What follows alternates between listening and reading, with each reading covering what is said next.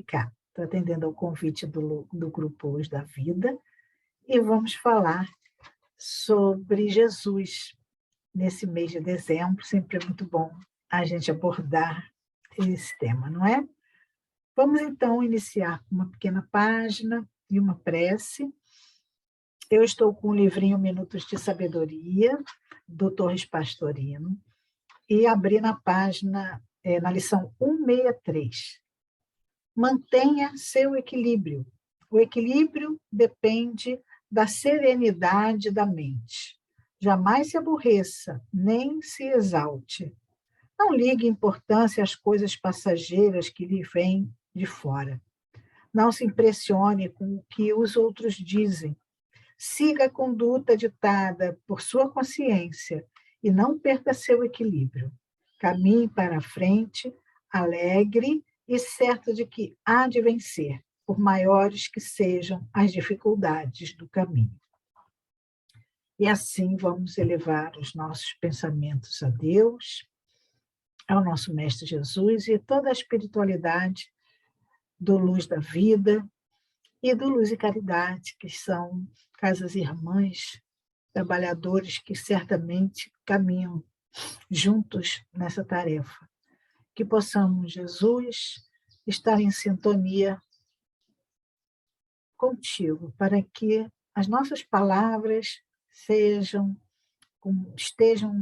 impregnadas de muito amor, do teu amor, que nós ainda somos tão imperfeitos.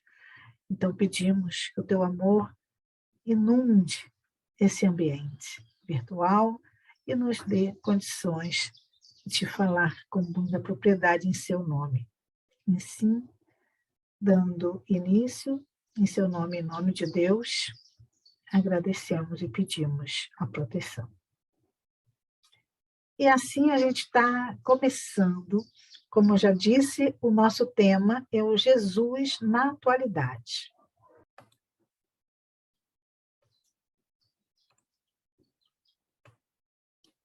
Aqui está a nossa primeira página, né?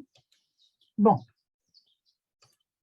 iniciando, eu trouxe uma citação de Leon Denis, no livro Cristianismo e Espiritismo. Leon Denis é um filósofo do espiritismo, né? Nos ajuda muito nos estudos, porque ele nos leva a buscar várias fontes, ele nos traz várias reflexões em todos os livros da codificação.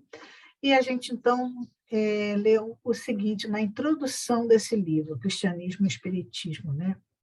Conhecemos tudo o que a doutrina do Cristo encerra de sublime. Sabemos que ela é, por excelência, a doutrina do amor, a religião da piedade, da misericórdia, da fraternidade entre os homens. Isso nos fez refletir, porque quando falamos de Jesus, né, não queremos nos remeter à devoção pura e simplesmente. Nós queremos pensar sobre a vida e sobre os princípios e valores que ele nos ensinou, né? Já o Espírito de Verdade, no Evangelho segundo o Espiritismo, nos diz que no cristianismo encontram-se todas as verdades e que são de origem humana os erros que nele se enraizaram. Eis que, do além-túmulo, nós, julgáveis o nada, vozes vos clamam. Irmãos, nada perece. Jesus Cristo é o vencedor do mal. Sede os vencedores da impiedade.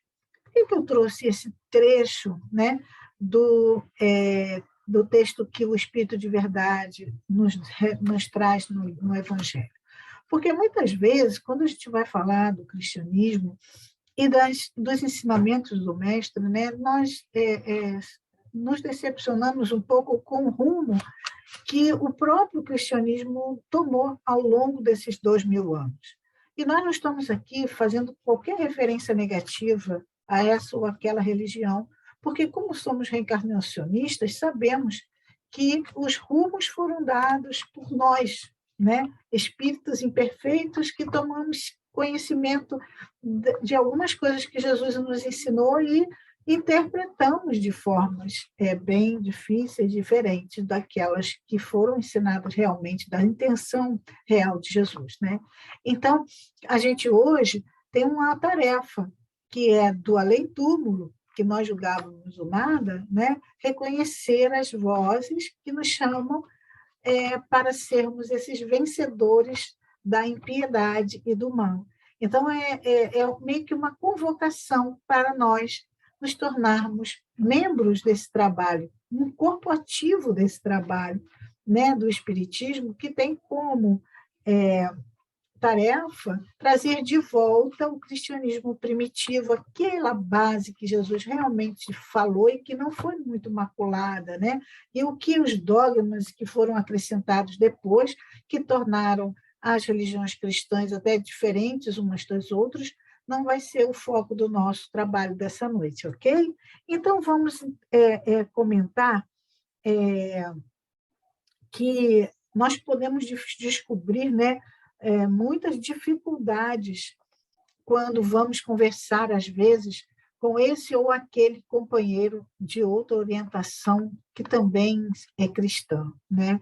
E, e a gente percebe que nem sempre esses ensinamentos pregados estão em, em harmonia com o que Jesus ensinou, estão destoando um pouco do que Jesus, né, ensinou. E isso são fatos históricos, né, que estão muito ligados às práticas materialistas, as quais a gente colocou nesses ensinos de Jesus. Nós, muito materialistas como somos, e éramos ainda mais em primórdios, né? A gente foi trazendo para a prática do dia a dia os ensinamentos que eram todos voltados para o plano espiritual. E o Espiritismo tem essa tarefa de trazer à tona os ensinos a nível espiritual, para a gente refletir e não mais tornar a repetir erros de interpretação, né?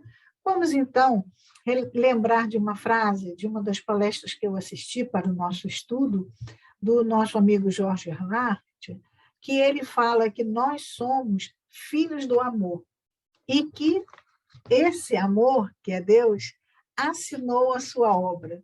Eu achei tão linda essa frase, eu achei linda, toda a palestra tem até no final do nosso encontro, você pode encontrar a bibliografia e a palestra em que ele fala isso, né? Mas esse sermos filhos do amor me falou tão fundo a alma, né? Achei tão lindo, porque nós começamos a enxergar o outro, né, com olhos diferenciados, e a mim mesmo, porque às vezes eu sou tão severo comigo mesmo, né? Eu não me perdoo, eu tenho essa inclinação a me flagelar, né? A ficar me recriminando o tempo inteiro, ou também ao outro, né? E às vezes perco até um pouco da esperança no colega, no amigo, no irmão, às vezes até na família. Vivemos tempos de muitas polêmicas, e que esse ano que virá, 2022, essas polêmicas vão aumentar ainda mais. A gente sabe disso. E que abalam estruturas, às vezes, até familiares, né? Mas nós podemos ter e devemos ter esse olhar, que todos nós somos filhos do amor. E mesmo que a gente não pense igual, mesmo que a gente ache que o outro está equivocado, a gente pode considerar que ele está num caminho equivocado, mas que ele chegará ao amor como um determinismo, porque ele é filho deste amor. Então, não percamos a esperança em ninguém, não sejamos aquele que ofende, aquele que magoa, que a gente possa saber esperar o momento do outro, respeitando suas diferenças. Ok? Então, isso é uma base para a gente começar a pensar que, como filhos do amor que somos, fomos criados por Deus simples e ignorantes, né? Todos nós, espíritas, sabemos bem disso, né? A gente sabe da nossa essência divina, mas que Deus não nos fez prontos, que Deus nos fez simples e ignorantes, para que a gente pudesse construir na nossa caminhada essa evolução e esse ser que somos hoje. Tá? E quando a gente fala em simplicidade e ignorância, a gente tem que trazer, né, o Livro dos Espíritos como referência nas questões 621 até 624.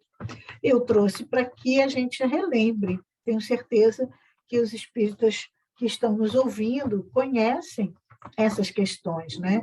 Então, a questão da simplicidade, ela nasce muito nesse fundamento. Fomos criados princípio inteligente. Quando a gente fala em simplicidade, né, a gente vai naquela expressão espiritual mais simples mesmo, onde não há conhecimento algum adquirido, né? E aí a gente vai evoluindo através de experiências materiais. O fluido inteligente, em contato com a matéria, ele desenvolve, vai crescendo, aprendendo, tomando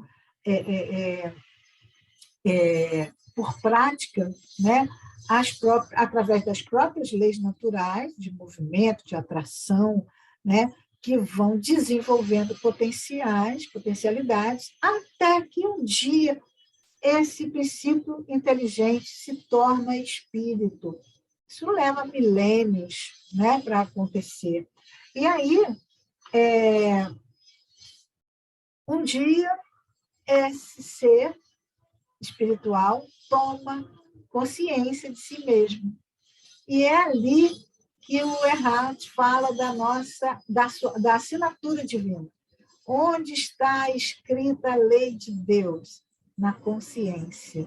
Então, ele se refere a essa assinatura divina como sendo a nossa consciência, a presença de Deus em cada ser, mesmo aquele mais primitivo, que ainda tem um livre-arbítrio bem restrito, que ainda tem pouquíssima prática de relações sociais, essa pessoa já tem a lei de Deus em sua consciência. Então, ela não parte, né, do zero, ela parte da presença divina em si mesma.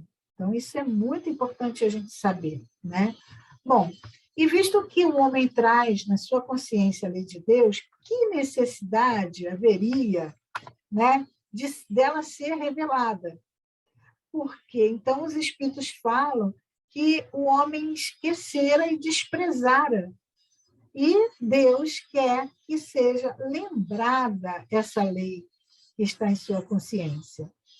E ele confiou a certos homens, a certos espíritos, né, a missão de virem até nós, nos ajudar, encarnando com o fim de fazer progredir a humanidade, né? Então, esses homens são chamados de profetas, e ao longo dos séculos e séculos, eles vieram em muitas culturas diferentes trazer, sempre inspirados por Deus, trazer nada que nós já não soubéssemos, mas lembrar de que nós temos uma consciência. Ninguém precisa me ensinar que eu não devo ser violento. Isso já é uma natureza minha. Eu sei que eu não devo ser. A minha consciência me diz que eu não devo ser violento. Mas eu esqueço às vezes disso. Então, alguém vem me lembrar. Né? Então, alguém vem me lembrar que eu devo amar o meu próximo, mas eu já sei disso, está na minha consciência. Então, esses ensinamentos que eu vou me esquecendo com a vivência no mundo material, onde eu vou mergulhando nas questões materialistas, eu vou esquecendo, botando de lado, e alguém vem, de tempos em tempos, me revelar, né, essas leis. Olha, você sabe, está aí na sua consciência, né? E esse maior de todos os profetas foi Jesus. O maior de todos foi ele. Por que foi o maior? porque é um espírito, segundo o Livro dos Espíritos, mais evoluído que já passou pela Terra e que, segundo ensinamentos do próprio Leon Denis, né, ele fala que, no capítulo 6 do livro Cristianismo e Espiritismo, que Jesus é o governador da Terra. Muito antes de Emmanuel também falar, no Caminho da Luz, o próprio Leon Denis já fala isso nos seus livros, no livro Cristianismo e Espiritismo. Então, ele veio para nos revelar de forma mais pura e verdadeira as leis de Deus, tirar o véu que estava escondendo de nós mesmos aquilo que nós já sabíamos, né? Mas que a cada momento que a gente evolui e que a gente aprende um pouco mais, se aproxima um pouco mais desses ensinamentos, novos véus vão caindo, vão sendo retirados, e novas leis a gente vai... é isso mesmo. Então, a gente vai tomando consciência das leis de Deus que estão em nossos corações, em nossa consciência, né? E Jesus foi um exemplo maravilhoso em tudo que ele fez, né? Então, ele veio nos mostrar que nós estávamos indo, e ainda estamos, por caminhos errados, que o caminho do materialismo não nos leva à evolução espiritual plena, né? Que a gente até aprende muito com os erros e acertos, mas que nós precisamos perceber que o mundo material é instrumento e não o fim de nossa existência, né? Ele é um meio de nós evoluirmos e não o objetivo final da nossa vida. Então, Jesus veio dar essa lição no momento que ele nasceu. Ele, como governador da Terra, como o espírito mais evoluído que passou por aqui, nasceu num estábulo. Foi perseguido desde bebê, né? Que a mãe e o pai precisaram fugir, porque senão ele teria sua experiência material interrompida por aquelas pessoas assim, amedrontadas de que rei é esse que está nascendo, mas ele veio num estábulo mostrar que um rei verdadeiro do plano espiritual não valoriza, né, aquilo que nós tanto valorizamos no plano material. Depois ele viveu entre ladrões, ele viveu entre prostitutas, ele viveu entre pessoas sofridas, doentes.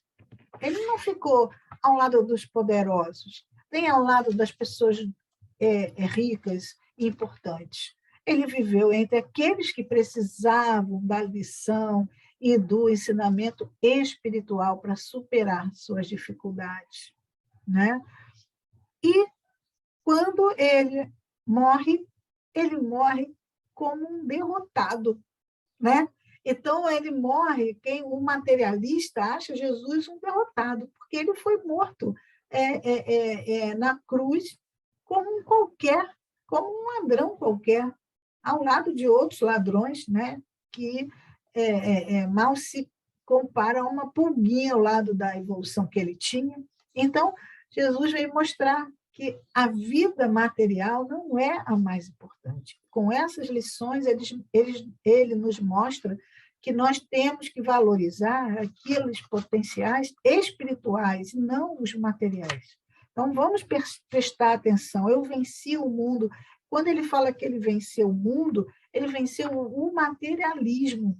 Ele venceu aquilo que as pessoas acreditam ser o essencial, o mais importante, né? E não é. Ele mostrou que o mais importante não é o material, né? Haroldo Dutra nos fala que Jesus nos elevou os potenciais divinos que todos temos, a consciência, à mais alta expressão. Ou seja, a gente tinha um potencial divino, tinha a consciência, as leis de Deus gravadas em nossa consciência, mas a gente sequer dava conta disso. A partir de Jesus, a gente aprende que isso está ali e que isso é importante e que isso realmente funciona quando a gente consulta a nossa consciência. Então, Jesus nos eleva, né? Nos potencializa, nos dá uma incentivada a nós termos mais atenção às questões espirituais que dormem em nós, né? Mas eu pergunto, se tudo está na nossa consciência, por que Jesus tinha que vir? Por que os profetas tinham que vir? A gente já falou sobre isso, mas o que é tão importante assim que eles nos revelem? A gente não iria descobrir sozinhos? Bom, existem, Jesus veio abrir mais um pouco a nossa consciência sobre as leis naturais, sobre as leis de Deus, né?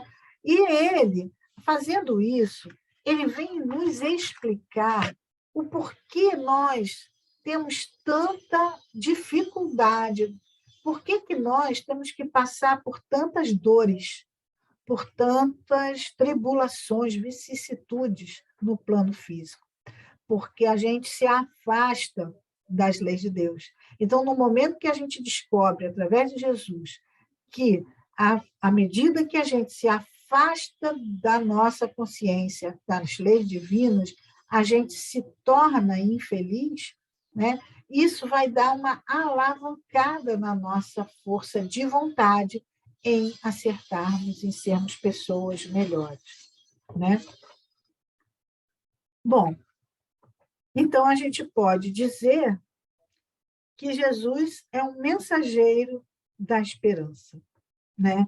Exatamente, ele vem dizer que não precisamos dar tanta importância àquilo que nos faz sofrer nesta vida, porque essas coisas que nos faz sofrer nesta vida significam que nós estamos resgatando os erros do passado e aprendendo a sermos pessoas melhores para uma vida futura. Então, a esperança que ele vem nos dar é a revelação da boa nova, é a revelação desta vida futura. A vida não se encerra nesse momento presente. Essa é a grande revelação da mensagem cristã, e que nós, muitas vezes, deixamos de lado, porque a vida espiritual foi provada por Jesus quando ele retorna, se materializa e convive pessoalmente com seus apóstolos após a sua crucificação. Então, a esperança dessa vida que não termina aqui com a morte do corpo físico é a grande mensagem do nosso Mestre Jesus, né? Ele veio exatamente dizer que somos filhos do amor, que temos leis que regem a nossa evolução e que estamos determinados a evoluir. Porque quem é filho do amor não fica parado, não fica estacionado, né? E nós, que éramos brutos, passamos a ter instrumentos para nos tornarmos mais afinados à lei de Deus, né? Então, ele vem dar essa mensagem de nos religar ao Criador. E saímos do Criador como princípio inteligente, e estamos nos conscientizando disso e precisamos nos religar a Ele e caminhar para uma ascensão espiritual, né? Essa é a grande mensagem do nosso mestre, né? Bom, e era aqui que queríamos chegar. Agora que a gente quer chegar ao momento presente, Jesus nos dias atuais, na atualidade, né? Por acaso alguém tem dúvida de que o mundo atual está precisando de esperança? Nós precisamos muito de esperança e precisamos muito da certeza de que teremos dias melhores. E muitos de nós ficam esperando esses dias melhores aqui na Terra ainda. A gente ainda não compreendeu que a grande esperança está no plano espiritual. Está, e a grande felicidade é a espiritual, e que aqui na Terra é o cadinho, ou seja, é aquele momento que derrete o metal pesado e modela ele para ele ficar refinado e bonito, né? Então, nós estamos no cadinho e a gente não se dá conta quando temos uma dor, como temos uma aflição. Quando temos uma aflição, a gente acha que é o fim. Não, é o começo da nossa renovação e da nossa ascensão espiritual. Então, estarmos falando em Jesus na atualidade é falarmos de esperança, é falarmos e reafirmarmos a mensagem da Boa Nova. É essa grande mensagem que a gente tem que fazer valer nos momentos presentes. Mas nós só vamos fazer valer essa mensagem se nós vivenciarmos ela. Porque essa certeza e essa esperança precisam estar dentro de nós. Porque senão não seremos exemplos vivos do Evangelho de Jesus. Senão nós titubearemos. A gente vai ter só palavras e palavras e palavras. E de palavras o mundo está cheio. De livros o mundo está cheio. Nós precisamos de exemplos, de prática, né? E para isso nós temos que ter essa esperança dentro de nós e transparecer essa esperança. Temos que ser alegres apesar das vicissitudes e enfrentá-las com coragem, com sabedoria, que o nosso mestre nos ensinou, né? Porque temos instrumentos para isso no espiritismo e no cristianismo também, né? Principalmente. Bom, aí eu trago para nós, para a nossa reflexão, a convite também desses amigos dos quais eu consultei, aos quais eu consultei, a parábola da tempestade acalmada, né? A gente não sabe se foi uma parábola ou se realmente aconteceu, está lá no Evangelho, mas nós, no Evangelho de Marcos, né? Mas nós vamos, então, analisar, comparando com a nossa fé e a nossa esperança, tá bom? Essa parábola tem duas interpretações. Uma delas é a nossa capacidade de manipulação do plano físico. Sem dúvida, né, nós temos essa condição de acalmar tempestades, né, de manipular as questões do plano físico. Mas hoje nós estamos querendo trazê-la com a interpretação da fé e da confiança. Ok? Vamos lá. Naquele dia, sendo tarde, disse-lhe Jesus: passemos para outra margem. E eles, deixando a multidão, o levaram consigo. Assim como estava no barco, e havia também com ele outros barquinhos. Levantou-se grande temporal de vento, e subiam as ondas por cima do barco, de maneira que já se enchia de água. E ele estava na popa, dormindo sob uma almofada. E despertaram, dizendo: Mestre, não te importa que pereçamos? E ele, despertando, repreendeu o vento e disse ao mar: Cala-te, aquieta-te. E o vento se aquietou, e o mar se aquietou, e houve grande bonança. E disse-lhes: Por que sois tão tímidos? Ainda não tendes fé? E sentiram um grande temor, e diziam uns aos outros: Mas quem é esse, que até o vento e o mar lhe obedecem? Está lá em Marcos, capítulo 4, versículos 35 a 41. Bom, voltando os nossos slides, vamos começar a interpretar, esmiuçar as entrelinhas desta parábola, ok? Desse acontecimento, pode ter sido um acontecimento, naqueles dias que já era tarde. Quem pode comparar isso com os dias de hoje, que já vai ser tarde para muitos, né? Já é tarde, o mundo não suporta mais, né? O mundo clama por mudança, né? Bom, passemos para outra margem. Também podemos destacar, né? Destacar esse pequeno trecho, né? E Jesus convida os apóstolos a um passeio. Passemos à outra margem. Quem de nós aqui se sente convidado por Jesus a um passeio?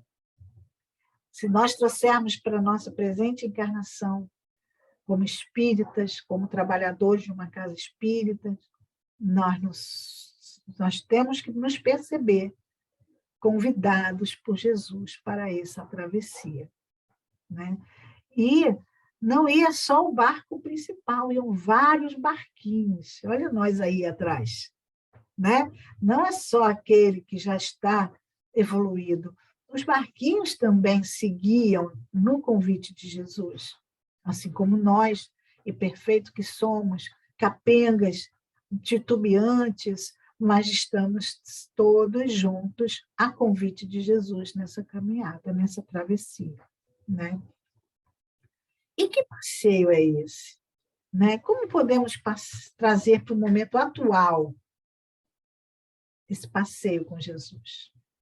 No momento em que as coisas estão bem difíceis e que a gente precisa passar para um outro lado, para uma outra fase, porque os tempos são chegados de mudança, que as mudanças clamam por acontecer, e nós somos convidados por Jesus a participar, não é?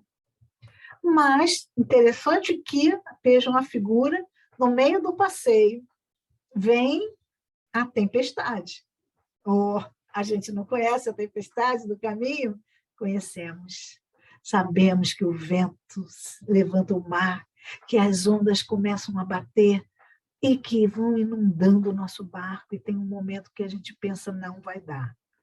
Tem um momento que a gente pensa, vai encher de água e vamos todos afundar. E o mestre dorme. E o mestre não está no leme desse barco. Como assim?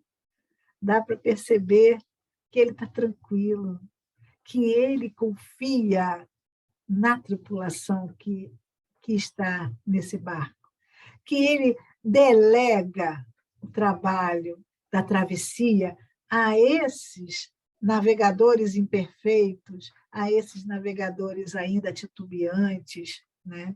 Então, nesses navegadores, tem uma hora que pensa, não vou aguentar, eles chamam por Jesus, né?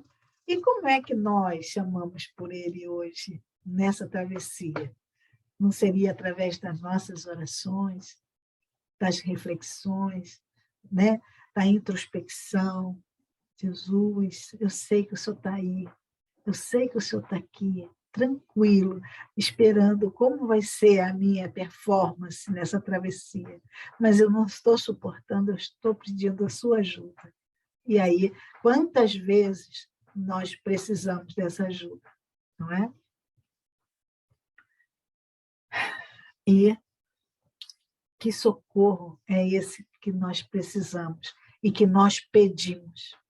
É diferente. Nós precisamos de socorro, mas nós pedimos, às vezes, que Jesus acalme a tempestade e não que nos ajude a velejar na tempestade. Então, temos que raciocinar em cada detalhe desses ensinamentos. Bom, Jesus acorda, claro, na hora que a gente não está suportando, ele percebe e ele acalma a tempestade, né? Ele não simplesmente acalma, repreende o vento, repreende o mar, e ele acalma a tempestade, mas ele dá uma lição. Por que sois tão tímidos?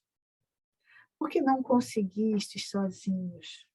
Por que não tem fé suficiente para suportar e para navegar? Por que não tendes fé suficiente para deixar de produzir tantas tempestades? Porque as tempestades do nosso caminho, a gente não pode negar que são provocadas pelo vento intempestivo das nossas próprias forças, que não hoje, se não hoje de vidas passadas, mas muitas provocadas por forças negativas desta própria vida, né, presente, né? Então, tudo se acalma quando a gente chama por Jesus, mas aguardemos novas tempestades, porque estamos num caminho de provas e de expiações, porque estamos sendo testados pelo Mestre, pela espiritualidade superior.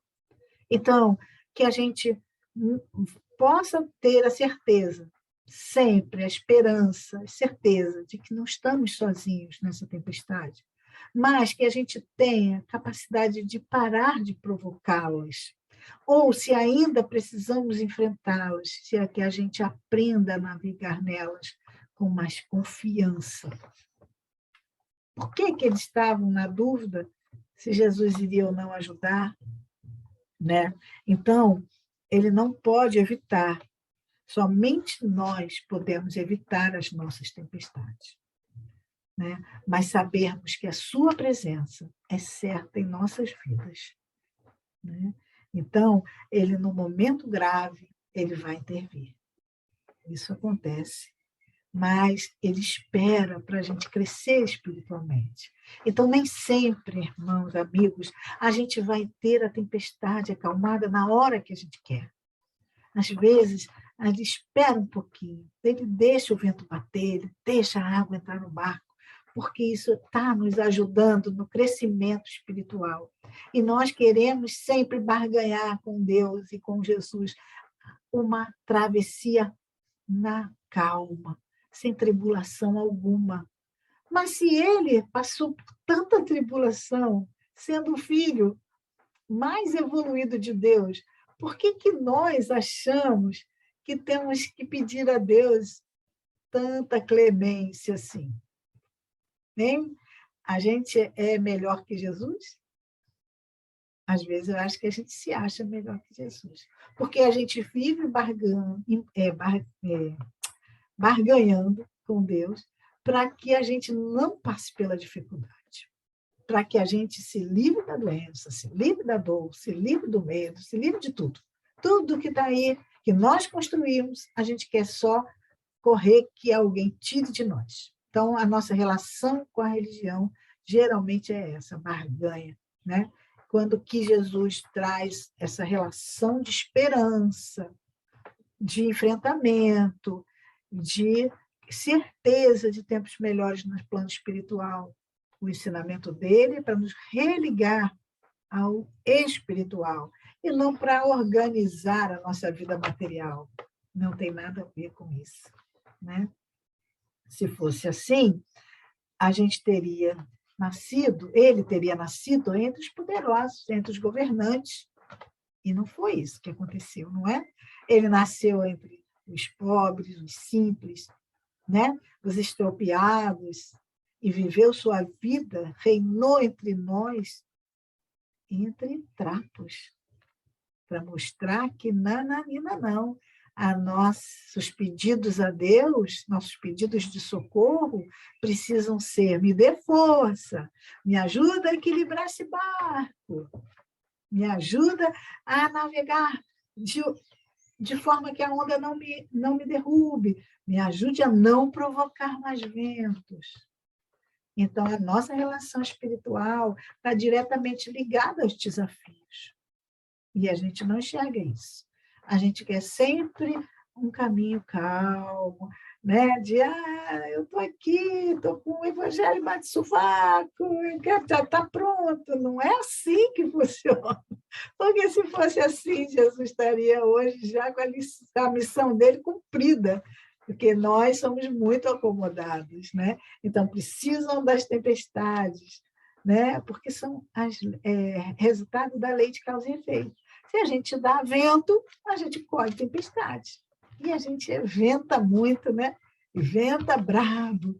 E aí a tempestade vem com força, né? E aí a nossa relação com Jesus, os nossos pedidos de socorro são esses aí. Ó. Me salva, Jesus. Me dá aquilo, me dá isso, me dá um emprego, me dá um carro, me dá uma casa, me salva, me tira isso, me tira essa dor, me tira essa angústia. um blá, blá, blá danado, né? E esse slide que eu achei lá na internet, eu achei maravilhoso, um site de psicologia. Chega de blá, blá, blá, vamos fazer acontecer, gente. Jesus está nos pedindo para fazer acontecer há 2000 anos.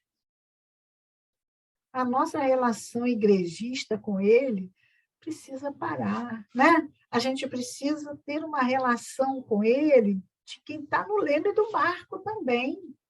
Ele nos botou no leme desse barco, né? Vamos assumir esse leme. Chega de blá, blá, blá, né? Leon Denis nos fala que para quem quer que observe atentamente as coisas, os tempos que vivemos estão carregados de ameaças. Parece brilhante a nossa civilização, todavia, quantas manchas lhe obscurecem o esplendor? O bem-estar e a riqueza se têm espalhado, mas é acaso por suas riquezas que uma sociedade se engrandece? O objetivo do homem na Terra é, porventura, levar uma vida faustosa e sensual? Não. Um povo não é grande, um povo não se eleva, senão pelo trabalho, pelo culto da justiça e da verdade. Esse é o trabalho para o qual somos convocados por Jesus. A felicidade não é desse mundo.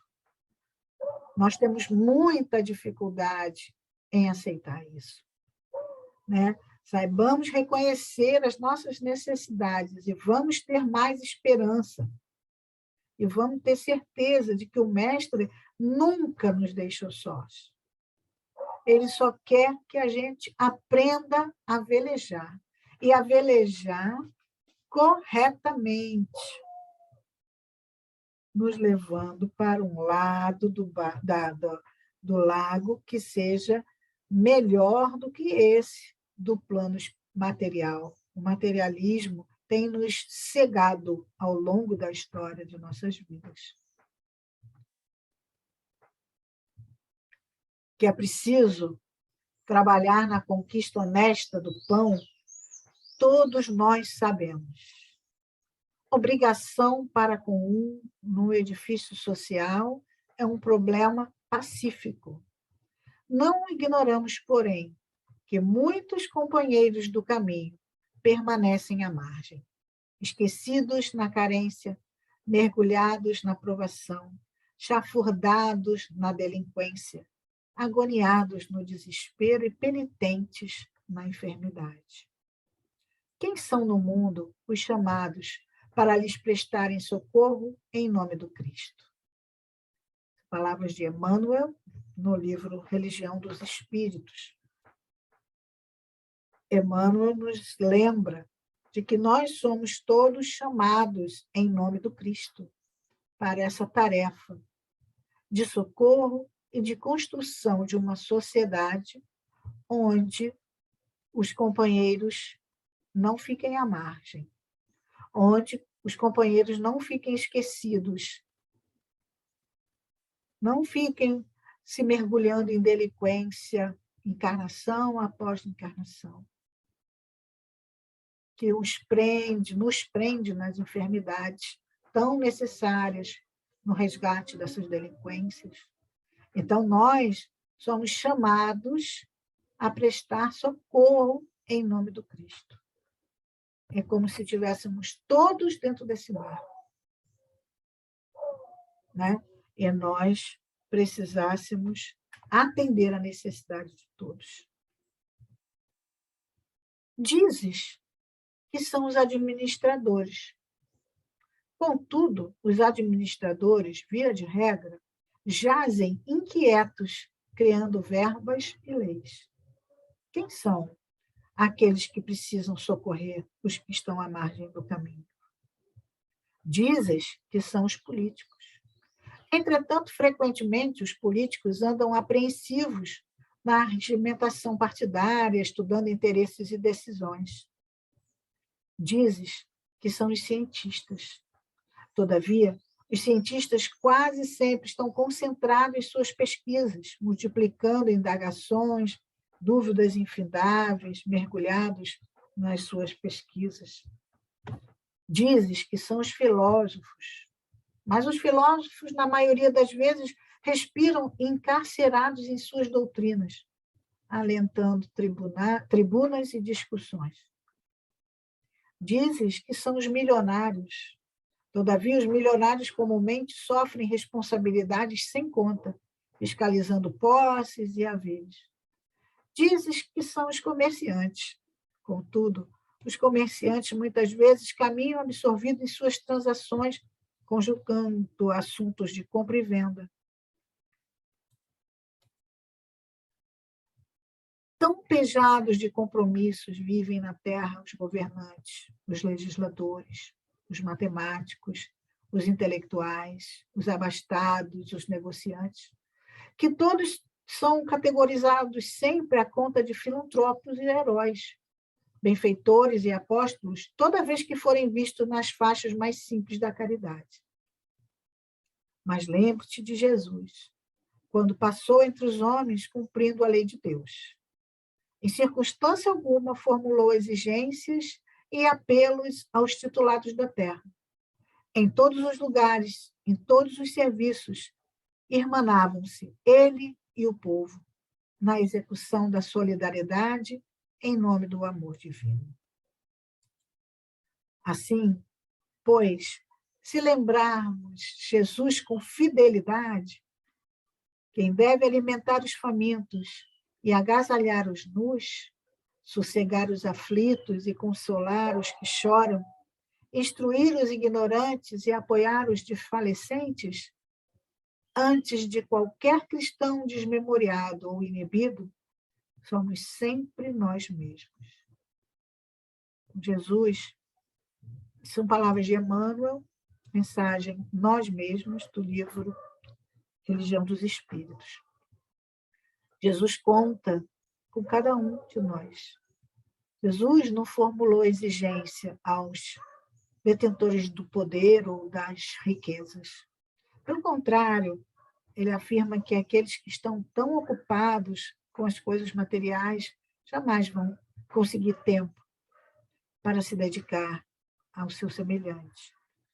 Então, se nós somos cristãos, nós temos que vestir essa túnica, né? A famosa túnica nupcial, né? E nos sentirmos responsáveis por aquele que está ao nosso lado. Não aqui querendo desmerecer qualquer serviço administrativo, político, científico, filosófico, porque se eu for um político cristão, nossa, vou fazer tanta diferença. Se eu for um cientista cristão, vou fazer muita diferença. Se eu for um professor cristão, vou fazer muita diferença. Onde eu estiver, o meu próximo ali estará. E se eu estiver atento às suas necessidades, e cada um dos cristãos desse mundo estiver atento às necessidades daquele que está ao seu lado, nossa, teremos resultados maravilhosos. Aqui estamos nós falando de Jesus. E não existe um Jesus de ontem. Não existe um Jesus de hoje. Porque Jesus é de todas as épocas. A sua mensagem é sempre a mesma, porque o amor é sempre atual. Que nós saibamos, companheiros, companheiras, disseminar a esperança, a boa nova, o amor, em todos os momentos das travessias que estivermos a convite do nosso Mestre. Essa é a mensagem mais atual que podemos trazer sobre o Mestre Jesus. O trabalho continua. As vicissitudes e as dores vão passar. E o que vai ficar é o que nós conseguirmos praticar de amor, apesar delas. Então, não vamos nos deixar frear ou paralisar pelas tempestades.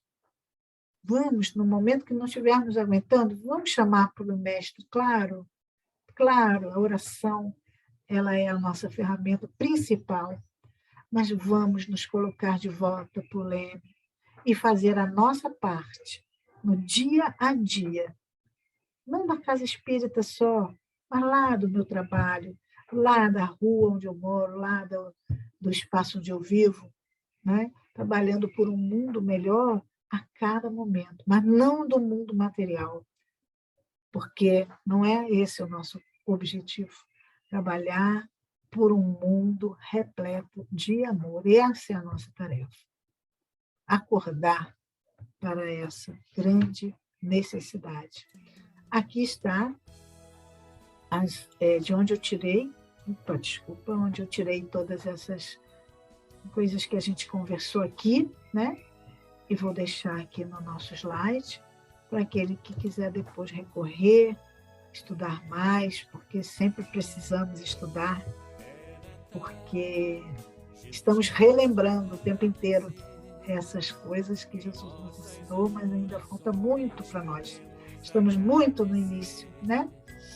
Então vamos assim elevar nossos pensamentos a Deus e agradecer. Jesus, muito obrigada por todo o teu esforço, nossa, de tantos séculos, para o nosso despertar. E obrigado por estares aí, porque a hora que a gente pedir, sabemos o que podemos contar contigo e com todos os seus trabalhadores, amigos, queridos, que nos impulsionam tanto. Muito obrigado, Senhor, e que Deus nos abençoe.